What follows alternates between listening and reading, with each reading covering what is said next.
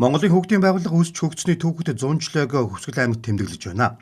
Ойг тохиолдуулан хүүхд багчуудын бүтээл сэтгэлгээг дэмжих авьяас чадварыг нээлтрүүлэх, Хөвсгөл нутгийн байгаль түүх соёл үнд зүйлсийг харуулсан бүтээлүүдийг бий болгох зорилгоор Мөнгөн харандаа гар зураг хайчилбарын уралдааныг зохион байгууллаа.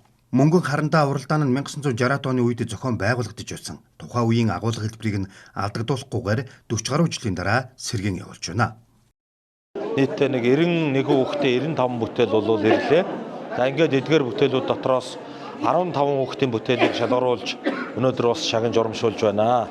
За хүүхдүүд маань уг одоо Мөнгөн харандаа гар зураг уран хайчилбарын уралдаанда за миний Хөвсгөл гэсэн ийм одоо агуулгаар бол бүтээлээ бий болгож ирүүлсэн байгаа. Тэгээд хүүхд багчууд маань ер нь одоо бага залуу наснаас энэ эх орон сэтгэлгээтэй байгаль дэлхийн эх орноо хайрлан хамгаалсан ийм одоо үзэл сэтгэлгээгээр бас хөгж төлөвшөх ёстой. Амаа анууд гэдэг би Хөвсгөл аймгийн цагаан сумаас оролцсон. Анх багш ингээд группээр одоо ийм уралдаан байгаа юм байна. Оролцох уу гэхээр найзтайгаас оролцсон. Тэгээд тэргүүн барьц. Зүгээр жирийн Монгол айл гэх төрсөн. Сайн минь намайг Эрдэнэчмийн Боён зээдэг.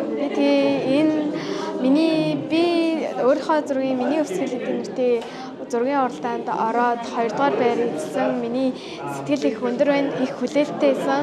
Тэгээд өөрийнхөө зургийг танилцуулах гэвэл энэ нэг эмэгтэйгийнхаа хажууд Хөвсгөлийн гайхамшгуудыг зурсан байгаа. Тэрүүрээ даваа талтай гэж би өөрийгөө боддог. Мөнгөн харандаа уралдаанд оролцож байгаа хүүхдүүд миний Хөвсгөл нэрийн дороо зураг зурж, хайчилбараа хийхин зэрэгцээ нутгаа хайрлах, бахархах сэтгэлийг төрүүлэх, урлаг гооцон боловсролыг дэмжих, хүүхдийн өөрийгөө илэрхийлэх орон зайг нэмэгдүүлэх зэрэг олон ажил бүгдэлтэй юм а.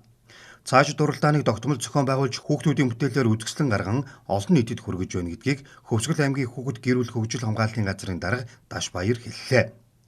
Уралдаанд Тус аймгийн 12 сумын ерөнхий боловсролын сургуулийн 90 гаруй сурагчид оролцжээ.